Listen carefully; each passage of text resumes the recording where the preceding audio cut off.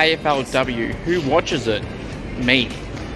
The more they play, the better it gets. The AFLW Show. This AFLW show will be better than any other AFLW show there is. We will talk the truth. We'll give all the reviews and previews of the rounds just gone and upcoming. We will talk about any topical conversations on this show. It's a show for the people. This is the AFLW Show, and it starts right now. Yes, no, maybe. I don't know. Can you repeat the question? You're not the boss of me now. You're not the boss of me now. You're not the boss. Let's go. Hello, everyone. I'm your host, Cooper, the sole admin of AFL Information, Trade Rumours and Results, and what a big show we've got here on the AFLW Show. Last round is approaching. 5 teams vying for 3 final spots in the 8. The Saints, the Suns, the Pies, the Cats, and the Swans, all vying for spots between 6th to 8th. 2 will miss out. Who will it be? We're going to go through that in my review and preview predictions. But last week I did say that I feel the Swans will come in for Geelong of that previous round's ladder. I am now leaning to say that the Saints will get in with Sydney over the Suns. Suns are in by 2 points at the moment. They got Essendon, and it's going to be a 50-50 game. I mean, that could go either way. That game will define if St Kilda make the 8 or not. Because Geelong got Hawthorn, Sydney got Freo. So they would need one of them to lose with them winning if Gold Coast wins. So it's going to be interesting. But a big show lineup for you guys and girls today on the AFLW Show. And one thing I want to announce off the top, there will be some more player appearances throughout the week. If you haven't seen some of the recent ones this week, they'll be pinned down in the comment section below, so go check them out. We'll greatly appreciate it. And yeah, it's going to be a big round of AFLW footy. Some more player guest announcements to come on throughout the show. And right off the top, I want to mention that the inaugural Scoops AFLW Medal will be next week. Now, I still haven't confirmed a day because I'm working through some things I cannot tell you yet, but I will tell you when it's all signed, sealed, and delivered. Now, that will be next week. Very likely that episode of the AFLW Medal, the Scoops AFLW Medal, the inaugural one, probably be on the Tuesday or Wednesday, most likely. The AFLW show will also be on next week. That will very likely be the Monday night. And then the Scoops AFLW Medal, the inaugural one, probably be on the Tuesday, Wednesday, or Thursday. I haven't officially locked that in yet. So I got to wait closer to the end of the week to be able to make a decision there. So keep an eye out for that. I'm going to go through my team of the week, review the rounds just gone and upcoming, my AFLW Fantasy team, how I think I went. I'm going to preview round 10, as I mentioned, and it's just some news stories to go through. And we'll start off with that. Charlotte Mullins from the Brisbane Lions and Lucy Wales from the Hawks have both won the Rising Star nominations for the round. Congratulations to Charlotte from the Lions and Lucy Wales from the Hawks. Also, just announced just before I started recording that Aaron Phillips has officially announced her retirement, one of the greatest players of AFLW history, Aaron Phillips. So a 3-time premiership player with the Aaron Phillips, a 3-time premiership player with the Crows, and then to live her childhood dream and play for the side she's barracked for growing up at the Power last 2 seasons, be the captain.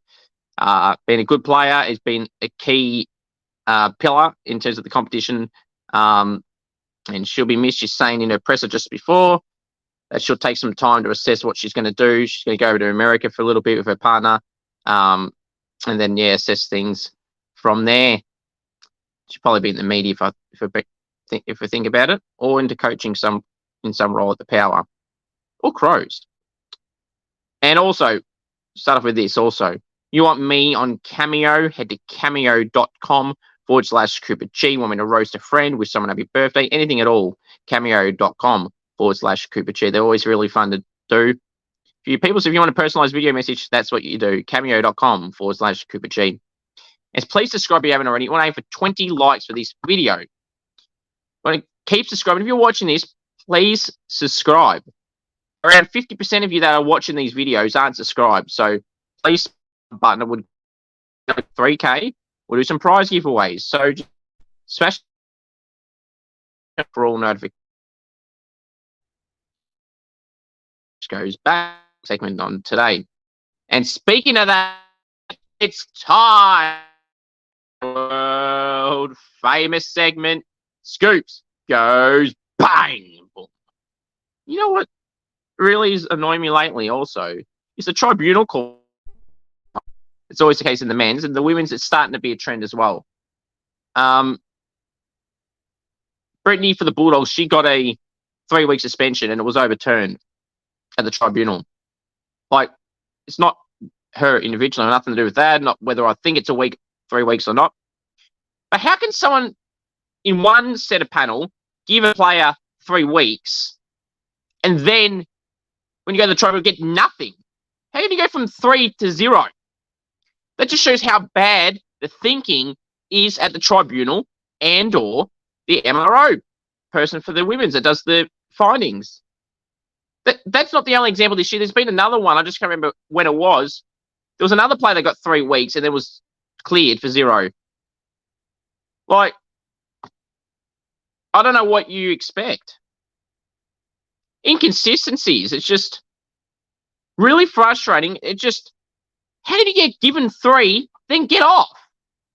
Then how can you be given none for things you should be suspended for? And how you get weeks for things you shouldn't be suspended for? It's just the inconsistency the AFL is in the as well. It needs to be fixed. Your game. Unbelievable. Now start through everything else. But what I want to do first is I want to get that ladder up. I want to get that ladder up so I'm able to get it up. That ludes. Finishing around. Very around this 5 teams final for this. Make sure I get the right banner up. All right, let's remove that banner for a second. All right, let's get that team. 10 a week is coming very shortly. All right, ladder up. Here we go. All right, so we have to get that banner off. So also the Bulldogs, the Power, the Eagles, the Giants, the Hawks, the Dockers, the Tigers and Blues cannot make it. Look, Carlton and Richmond aren't winning a game by like 200-something points, so they're out. So at least the Pies, who would have to win, and if St Kilda win, they would have to win by at least 3 goals more. So unlikely. And Collingwood got Richmond, so they could win that pretty comfortably. But I just don't see them getting in the 8, even if they win that. And yet the Saints have got Carlton, who just got spanked by the Bombers at Windy Hill. They may give up and concede now. So that's no easy for them. That it's a bit easier for the Saints, who will miss Serene Watson, a star key defender recruit from the Suns. She's been trophy this year for the Saints, Watto. But she's copped a 1-week suspension. I'm not gonna say anything about suspensions again, because it just gets annoying. And then you got the Swans, you got the Dockers, which it's a 50-50 game, but the way they're going, the Dockers, they should win that. Geelong got the Hawks, so they should win that. So then it leaves the Suns, who are 5th, she'll get that. They could somehow, and will that draw make the bite? Another team, and on percentage, vote against Admiral the season 4. Come back to bite them, and it's just like I have to blame them. Kilda and in the end, Geelong got the Hawks, so they've probably got the easiest of the 4 teams. So yeah, it's interesting one. I think the Saints do get in though, at the place of the Suns, which is disappointing for the Suns. Charlie Rowbottom, too, is ruled out for this week, so that's a huge, huge out for the Gold Coast Suns. Their midfield will have to be run by Claudia Whitford, who had a great game on the weekend, to do the bulk of their work, because that is... I don't think people understand how much of a huge out Charlie Rowbottom is. She's their best midfielder. She's one of the best mids in the comp. She's probably the best young mid in the competition. And they're in a must-win scenario against the Bombers, who've got Pasparkas, Bonnie Toogood, and a lot of other key players in the team that they're going to have to combat. So it's going to be a very hard one for them to have to combat with all that. But they're going to have to make do of it. They're honestly going to have to make do of it. So it might be hard for them this week, but that's the task they've been dealt. The cards they've been dealt, sorry. But that's what they'll have to combat with. So, all right. It's almost time to go through the AFLW Team of the Week very, very shortly. But comment down below what you think. It's a ladder that's very, very close. And I mean, you could really, as I said, put it to anyone. So we have to wait and see when that time comes who will make the finals. If the Saints do make it, it would be their first time in history in making AFLW finals, which I'd be honestly be very pumped about. They honestly do deserve it, the way they've played this season. I mean, some good recruits come in, sure, but just the way that they've played, it's just been very, very impressive. And I would love to see, obviously, my Saints get in there. The Gold Coast Suns, very similar scenario. It'd be great to see them get in. They beat the Bombers this week. They're in. They lose. They could be out. They could stay in by losing. They run the risk of them losing and then potentially going out. Geelong will probably beat Hawthorn. On the off chance that they lose, they will be vulnerable. The Bombers can't fall out, realistically.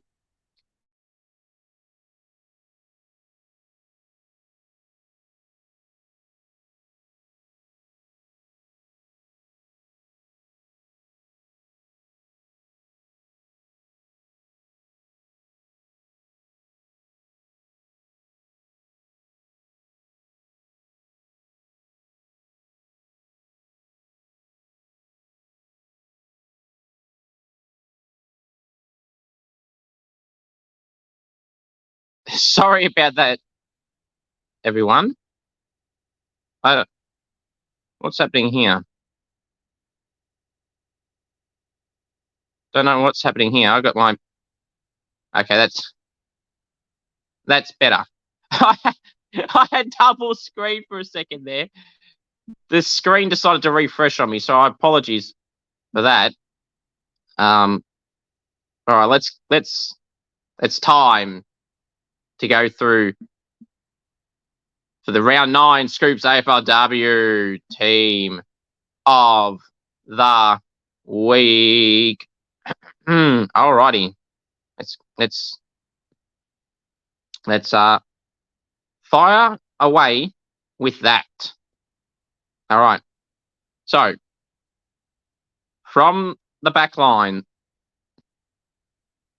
the pockets, Elise Sheeran and Beth Lynch. Full back, Lucy McAvoy. Half back line, the flankers, Charlie Thomas and Gabrielle Newton. Centre half back, Brenna Tarrant. Wingman, Eliza McNamara and Monique Conti. Centreman, Laura Gardner. Half forward on the flankers, Greta Bodie and Kate Hoare. Centre half forward, Ella Roberts. Forward pockets, Megan Koofman and Sophia Hurley. Full forward, Bonnie Toogood. Ruckman, Matilda Schultz. Rovers, Claudia Whitford and Alan. Change. Sparkers. Great. Away. Isabel Grant. So a longer list of emergencies. That's my long list of emergencies. So there it is. There on the screen. Right, banner off again, blocking the emergency list. So, I mean, reasons, well, very hard to pick this week, as you can tell with the list of emergencies I got. But yeah, in the back line, at least Sheeran and Beth Lynch for the Tigers were both very dominant. They had around 20 disposals, a lot of intercept disposals, so that they were just non-negotiable. Lucy McAvoy was one of the best on the ones. Was very dominant in defence. The key reason why the guys. Charlotte Thomas also goes by Charlotte. She was very good for the Eagles, having a great season. Her 2 years of her career, doing very, very well. Gabrielle for the Bulldogs in their first win of the season, she was really good. Around 20 disposals, a lot of impact and intercept possession. She was a lock to be in the team of the week. Brenda Tarrant, around 11 disposals as a key defender, did pretty well on her opponent, who didn't have much influence at all. A lot of intercept possessions, so she deserved a spot in the team. Wingman Eliza McNamara had 24 disposals. She was a lock. Monique Conti had 34. She was a lock. Laura Garner, she was terrific yet again with 30 disposals. She was a lock. Forward line, Greta Bodie kicked 4 goals, 12 disposals, deserved a game. In a close game against the Power, she was the big difference in the game. Ella Roberts, despite the team losing, she was terrific yet again. One of the contenders for the Rising Star. She had 27 disposals. It was very, very good. Kate Hall kicked 2 goals, 3 with 17 disposals. Maybe kicked a few more. She would have been even more dominant in the team. Megan Kaufman, for the Dockers. She kicked 3 with 14 disposals, a lock. Body Too Good was kicked 2 goals and 22 disposals. She was definitely in, and she was, pardon the pun, too good. Sophia Hurley, 2 goals, 20 disposals. 2 important goals in the last quarter. Got the club the win, the Swans that is, against the Pies, and deserved a spot on the team. Matilda Schultz, the dominant ruckman of the round for the Power. About 30-something hit-outs. 16 disposals. She was terrific on Lucy Wales. Claudia Whitford, probably the best player on the ground for the Suns, if not the best, one of the best. 34 disposals, a career-high disposal for her. She was terrific. Ali Blackburn continues to deliver week in and week out for the Bulldogs, despite how they're going. She had 32 disposals, 20 contested possessions. She was very good. The captain for the Bulldogs, the skipper. Interchange, Mia King, 26 disposals for the Roos, was very, very good in the midfield. Maddie Pasparkas, the same, 28 disposals in the mid. Georgia Pasparkas, 27 disposals and a goal. She was good. Ash Riddell, 31 disposals. Again, dominating the game is Ash Riddell. And the sub, Jasmine Garner, she was good. 2 goals, 27 disposals. I mean, she could easily be in the team of the week, but the midfield spots are so stacked this round. So that's how I got it. And the emergencies, well, Neve Martin was very, very good in her 3rd game of her career. It's a small pressure forward. She had 9 disposals, 6 tackles. And, I mean, I easily could have put her in, but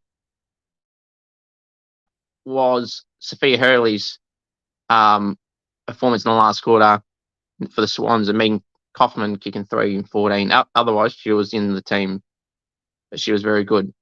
Neve Kelly, fellow Irishman at the Crows, she was very good. The match winner, kicked the match-winning goal with a minute to go, 24 disposals and a goal on the wing. I mean, she was so damn close. So close. She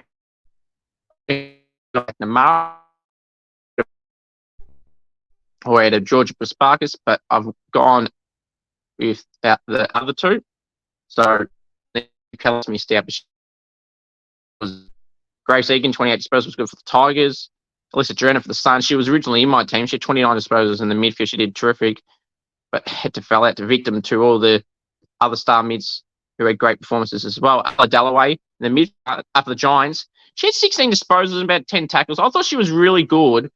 And I really wanted to put her in the team, but then again, like with Drennan, he was just like, I can't put her in because some of these midfield performances were insane, and players like Garner as a sub this week, and Neve Kelly's missing out despite a great game as well. So it's like, unfortunately, just going to fall into the same bracket as those girls. So same thing. Laura Poh was good in defence. Isabel Grant, same, was good for the Bulldogs in defence. So was Laura Hearns for the Gold Coast Suns. So coming down below, your thoughts on my team of the week, what changes you would have made, etc. Yeah, that's what I've gone with. So comment down below what you would have done. Alrighty. Now it's time to go review round 9. Let's go review round 9, ladies and gentlemen. Reviewing round 9. All right. So it started on Friday night at Heritage Bank Stadium. I was going to say Metricon. Gold Coast 48 defeated the Giants 17. Zali Goldsworthy, Ali Dalloway was some of the better players for the Giants, but the Suns were always really in control from these ones from the get-go. Charlie Rowbottom before she got injured and is out of this week, so that's a huge out. And that could have major implications for the AFLW medal at the end of the year. She was very good. So was Claudia Whitford, who had her best career game, as I mentioned earlier, 34 disposals and a goal. So she was, very, very good. But yeah, all-around good team effort for the Gold Coast Suns. An important victory, a win they just had to get to keep their finals hopes alive. They're still in the 8. As I said, with those ladder positions, they will potentially have to win this week to qualify. To be safe, they win, then they're definitely in. Don't know what the hell that noise was. Now, on Saturday, it was Melbourne 61 defeated the Dockers 28. Teams by 33. They did what they had to do. Wish Jai Flynn all the best for the Dockers. She had a back injury, and they said she had to go to hospital for it. But I've heard now that she's all good, so that's great to hear. Obviously, when you hear anything about a player getting an injury and then they're having to go to hospital, so I'm glad that Jai Flynn is all good. Great to hear that she's all good now. But yeah, so Kira Bowers was good for the Dockers. Megan Kaufman, as I said, 3 and 14. Emma O'Driscoll was solid as well. Madeline Scanlon for the Dockers. For the Demons, it was, the usual suspects. Kate Hoare, that is. Lily Mithen, Tyler Hanks, Olivia Purcell, Lauren Pearce, Megan Fitzsimon. The whole team with Shelley Heath. A lot of the team were really good, and Melbourne's continue to deliver gold star performances yet again. And on top for a reason. Oh, the upset of the round. It was the Saints, 55 to the Brisbane Lions, 34. Saints by 21 points. Oh, what a win it was. Probably the greatest victory in St Kilda AFLW history. Strong team, the Lions. They've had a few slip-ups lately. And a few wins they've had that haven't been as convincing. But the Saints got the win. And how happy I was. I can't even get the words out. I'm that excited. I was at cricket while we were batting. The Saints game was in the late in the 3rd. Watched most of that on the phone while scoring. Show the dedication to both sports. Trying to watch some of the Essendon Carlton game as well. The Saints Brisbane game. So good to watch the last quarter. See how damn good we were. And when the Saints go marching into finals. When the Saints go marching in. When the Saints go marching in. Oh, how I want to be with St Kilda. When the Saints go marching in. Anyway, just a little tease. The Saints can beat Carlton this week, and we play finals. I'll be very up and about for the Saints. All aboard the Saints train. Now, for the Saints, obviously I say all aboard the Filippo train for the men's. What St Kilda AFLW train should I be using for the Filippo one? I should just do the Saints. All aboard the Saints girls AFLW. All aboard the Saints train. Maybe I'll just do that. Anyway, got any suggestions for Wardlaw? Down the law. She was fantastic. Watto was very good again. Serene Watson, Molly McDonald, Nicola Zenos, Ash Richards, Nat Exxon, Jamie Lambert. A lot of good performances. All around good team effort. Hopefully the girls can get a win against the Blues on Sunday at Icon Park, which really they should. The way they're playing, the way Carlton have been all over the place. Speaking of Carlton and the Bombers, Essendon 56 smashed the Blues 24, 32 points. And there was really like 41-1 or something at one point. So the Blues got a few late gimme goals. For the Bombers, Maddie Pasparkas, Bonnie Toogood, Mia Bush, Amber Clark were some of the better players for the Bombers. And I mean, they really deserve the win. And they have deserved to play finals this year. They've been very good in their second season. This would be a good story for like the Swans to see the Bombers make it after, they're in their first season last year, didn't go great. And this year, the big rise they've been. Steph Kane, their captain, should be back from concussion this week. Or their one of their co-captains, with Bonnie Toogood, should be back this week. But yeah, great win for the Bombers and the Carlton side. Abby Mackay was really good. But outside of that, there wasn't many other major contributors there. Next game to go through is West Coast and the Bulldogs. The Bulldogs at their first win of the year, 44, defeated the Eagles 36 in Perth by 8 points. Ella Roberts, Charlotte Thomas was very good. Emma Swanson was really good. For the Bulldogs, Ali Blackburn, as always. Isabel Grant was really good. Gabrielle Newton was good. It's just great to see for the Bulldogs. They've obviously been through a lot this year, a bunch of injuries, a lot of serious injuries. Keely Coyne, Dom Carruthers got knocked out. It's just great to see. It really is good to see. It's great to see for them. So it's great to see for them. Disappointing for the Eagles. Obviously, their coach Michael Pryor stepped down at the end of last week after their famous win against the Bombers, which I saw and was there for. But yeah, disappointing for them. But he got a tough task this week against the Crows. But at home, hopefully the Eagles fans can send their fans off with a win in the last round against the Crows. I highly doubt it. But there's been a few upsets lately. Can this be another one? We'll have to wait and see. But yeah, good win for the Bulldogs. The Eagles pressed late, to their credit. They pushed through and through. If you watched the interview I did with Eagles young star Jade Britton, she mentioned about, wanting them to be consistent. And they've been in games where, they push with Melbourne for a half, a three quarters, and then it's just like, they're showing signs. They're a very young team, the Eagles, and hopefully they can keep pushing through for their sake, and hopefully they can get some new players. They came in late in the competition as well. So, I mean, it's kind of expected to have performances, but it's not always about wins and losses, as Jade mentioned as well. And a few other guests have said that in the past, so it's very, very true. Richmond 11, defeated by Geelong 49. Geelong had a 3 to 4 goal lead for most of the game. Richmond just scored a goal late through Katie Brennan, I think it was.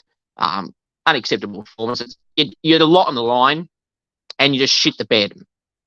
Unacceptable, really. It's Geelong, a lot on the line, and Richmond played like they did not care. Obviously, they cared, but from the outside looking at it, it's like, do you know what's on the line? And there was no effort for the majority of the time, for the majority of the team. I'm sure the coaching staff will not be happy, and there'll be a few changes this week for the Tigers. Monique Conti, as always, someone that did try and done well, was very good. Grace Egan was the same. Elise Sheeran and Kate Lynch were very good for the Bulldogs. Beth Lynch, for the Tigers were very good. Outside of that, there wasn't many other major contributors for the Tigers, so they'd be really disappointed, and the axe may be swung from team selection this week. Geelong, though, Georgia Pasparkas, Renee Gehring kicked the first goal for Geelong. There's just a lot of Claudia Gunjaka was really good for Geelong as well. I mean, Claudia, that is. If I didn't say that correctly. Gunjaka. But yeah, good win from Geelong. Now they probably cement a spot in the 8.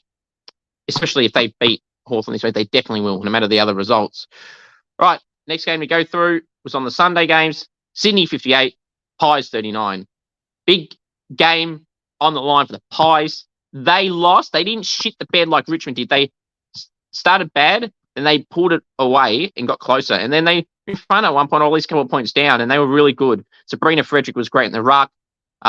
Bree Davey was getting tagged, and there's not much contributors from the midfield, and the commentary said the same thing. Michaela Kane was solid for them. Tony White was solid as well. But, the Swans really deserved everything about Gardner, McAvoy, Privatelli was good up for Chloe Malloy, kicked 3 goals and 18 disposals. She could be argued she could have been in the team of the week. Sophia Hurley, 2 goals, 20 disposals. Brendan Tarrant, 11 disposals and good in defence. Lexi Hamilton as a backup ruckman did really well. That's what I mean. That Cynthia Hamilton was serviceable as well. She was good. It's all round a great team effort from the Swans, and they really do deserve to play finals. And it would be great to see them make the 8. They're just one step away. Collingwood, they're going to have to win by more than 3 goals than the Saints. If the Saints win, they need to win by 3 goals at least more than the Saints, and then hope a few of those other results go their way, like Gold Coast losing, for example. So, big game for the Pies this week. A great win for the Swans. The next game to go through was the game in Adelaide, and this really could have gone either way. And this I could have mentioned in series as being with the umpiring in this. Crows 41, Roos 38. Crows by 3. Look, don't get me wrong. These two are probably the best 2 teams in the competition, with Melbourne, and then Brisbane are 4th. At the moment, Brisbane really aren't showing that, but they're probably still 4th. Maybe Essendon might argue they're better than Brisbane at the moment. But outside of them, there's no one else. So,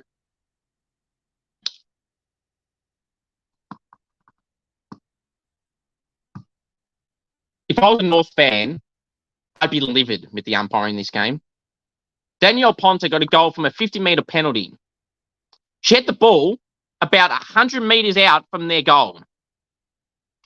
And her 50-metre penalty went all the way to about 25, 30 metres out. Are you serious?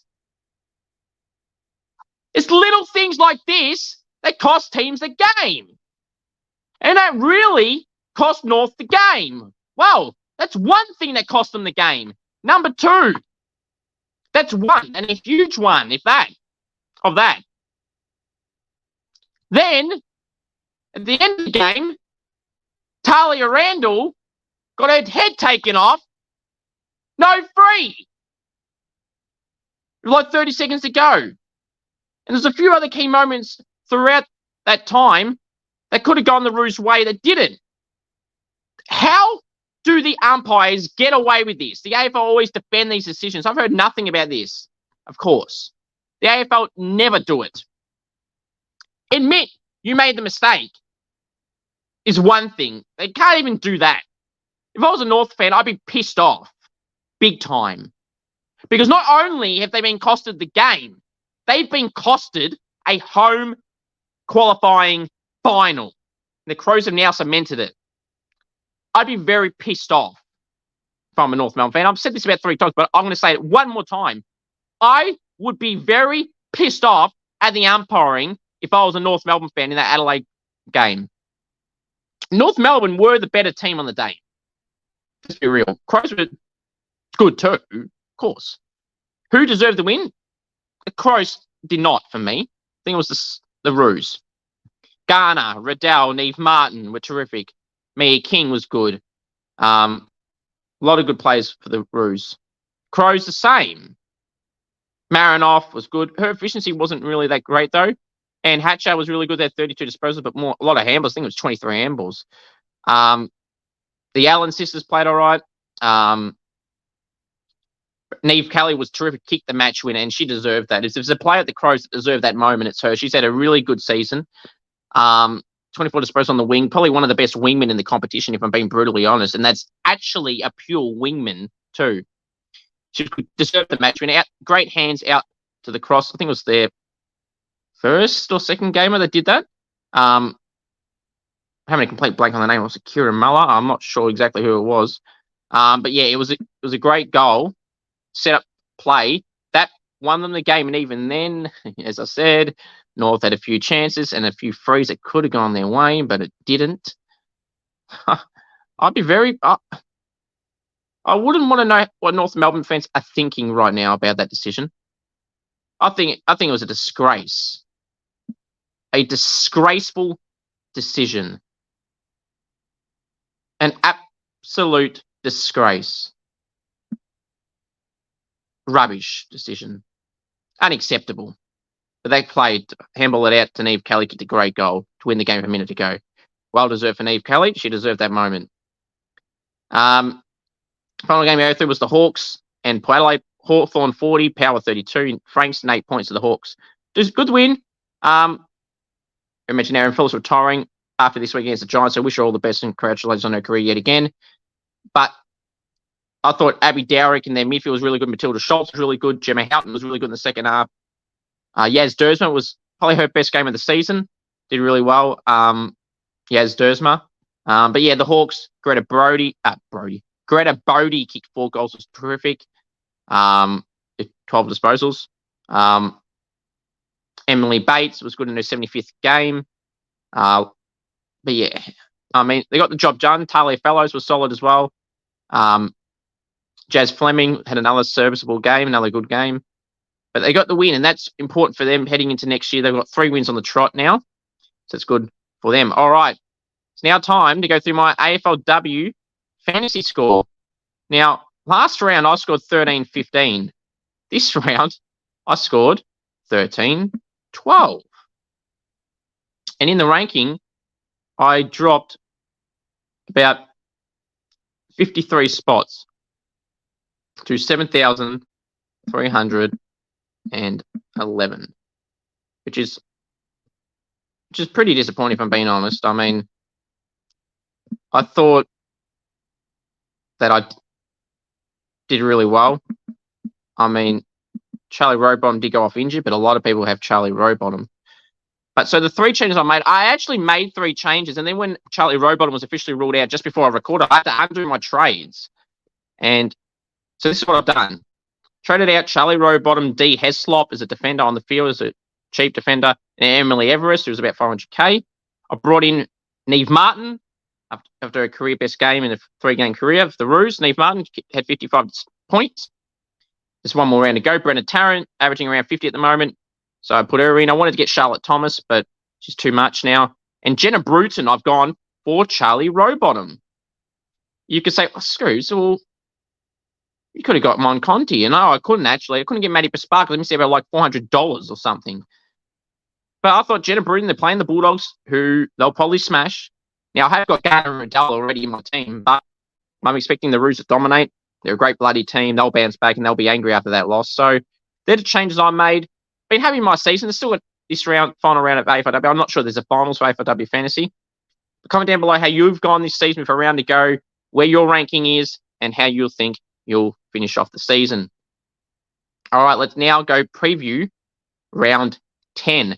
A reminder too that the Scoops AFLW Medal will be next week, very likely on the Tuesday, Wednesday, or Thursday. Could be the Monday, but I'll know officially later this week. So keep an eye out for that. Trying to make this the biggest Scoops Medal AFLW video ever. It's the inaugural, but I'm going to make it as big as possible. I cannot tell you everything just yet. Now, also, I will next week on this show, on the AFLW show, reveal for the first time this year my Scoops AFLW All-Australian team. So that is one thing to keep an eye out for next week. So we'd greatly appreciate it if you can go watch a video next week. And I'm going to make it a big episode as well. All right, let's go preview round 10. Start off on Friday night in Mackay at the Great Barrier Reef Arena. It's the Gold Coast Suns hosting the Bombers. 7:45 Friday night Victorian time. I'm tipping the Bombers, which means the Suns could potentially fall out of the 8. Saturday, 1:05 p.m. at Whitten Oval. It's the Bulldogs hosting Kangaroos, North Melbourne. 1:05 p.m. Vic time. I'm going to the Kangaroos to win by 50 points. The next game to go through is 3:05 p.m. at Alberton Oval in Adelaide. Port Adelaide hosting the GWS. And Aaron Phillips' last game. The Power will be a chance, but unfortunately for her and the Power, I'm tipping the Giants. Zali Goldsworthy will have another good game, and he's a contender for the Rising Star. I will also reveal on the show next week my Rising Star for the season. Will it be Zali Goldsworthy? Will it be Ali Morford? Will it be Ella Roberts? Or will it be someone else? I'll have to wait and find out. 5:05 p.m. Victorian time at GMHB down in Geelong. It's Geelong hosting the Hawks. I'll tip Geelong there. West Coast hosting the Crows at Mineral Resources Park in Perth. 5:05 p.m. Victorian time on Saturday. I'll be tipping the Crows to win by 40 points there. Unfortunately for the Eagles. Hopefully they can go close. So that's that game. And then the night game, 7:05 p.m. at Brighton Homes Arena. It's a top 4 clash. It's the Brisbane Lions hosting the Demons. 7:05 p.m. Victorian time. I'm thinking that the Demons are going to make a statement. Melbourne by 30 points. I just don't know why. I just think Brisbane are completely off at the moment. They could do I don't see this game to be close somehow. I feel that one team's going to win pretty comfortably, 4 goals plus. I don't know why, but that's how I'm thinking. Melbourne are a dominant scene and a bloody good team. And Brisbane are a bloody good team, but they're really off at the moment. Sunday, 1:05 p.m, do or die. Carlton, St Kilda, 1:05 p.m. at Icon Park. Blues, Saints. Saints obviously going to win. Probably miss Serene Watson if Saints accept this suspension, which no comment. I'm going the Saints by 25 points, and they should make finals after that. 3:05 p.m, Sunday, big time, 3:05 p.m, at Vic Park. It's Collingwood hosting the Tigers. I'm going to go Collingwood by 10 points. And the final game of the round, the game that could shape the finals race for St Kilda, for Collingwood, for Gold Coast, for Geelong. It's Freo and the Swans, 5:05 p.m, Victorian time at Fremantle Oval in Perth. Is it going to be Freo or the Swans? I am going the Swans. They're going to cheer the red and the white. They're going to honour their name day and by night and head straight into the finals, the Swannies. I'm going the Swans by 15 points here. And Tigi may be back for the Dockers, a key forward for them. Right. So, my final thoughts are simply this. You want me on Cameo, head to cameo.com/Cooper G. Want me to roast a friend, wish someone a happy birthday, anything at all, cameo.com/Cooper G. Subscribe if you haven't already. I would greatly appreciate it. Please and thank you. Please subscribe. I would greatly appreciate it. I'm trying to get more AFLW players on the show. You'll see some this week. Can't reveal who yet because they're not recorded yet. You'll see them when you see them. Trying to get more. So if you know any AFLW players and you would love to see them on the podcast, I would greatly appreciate it. So if you know any personally, please send me a message on Facebook or Instagram. AFL information, trade rumors and results on Facebook. 55,000 plus followers, the only page I have. And the Instagram page, the only one I have, is AFL Info Live. That is about 3,500 followers. So please send me a message on either of them. If you know any AFLW players personally and you would love to see them on the podcast, and I'd love to have any AFLW players on the podcast, I would greatly appreciate it. And also, the AFLW Scoops medal next week, the inaugural medal next week. A date will be confirmed in a post on Facebook and Instagram during the week, probably later in the week. Thank you all for watching. Big round of AFLW footy. Good luck to your team, unless you go for Geelong. And yeah, all the best, and go the Saints and all aboard the Saints train. And will the Saints play finals? Go Saints.